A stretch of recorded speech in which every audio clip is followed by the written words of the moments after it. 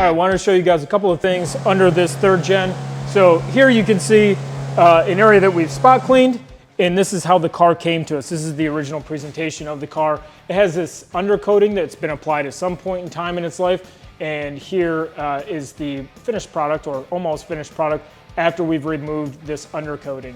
This is what the entire bottom pan of the car should look like. You can see this is all factory overspray, all the high spots and low spots that were coming through, and we're just trying to bring back into visual. All right, here you can see on the left-hand side, we've cleaned this floor pan. On the right-hand side, we wanted to do a split 50-50 so you guys could see the stark visual difference on this Camaro after we've taken this undercoating off. So this left-hand side, as stated, it is clean. We haven't done our final go-overs yet, so you can see some stuff. It's a little splotchy, but I think it makes for a really, really solid indicator of what we're capable of with just a few hours here with our dry ice equipment.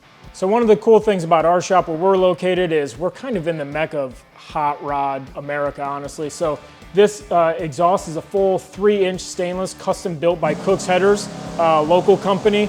The rear suspension came from Hotchkiss Sports Suspension in Mooresville, North Carolina.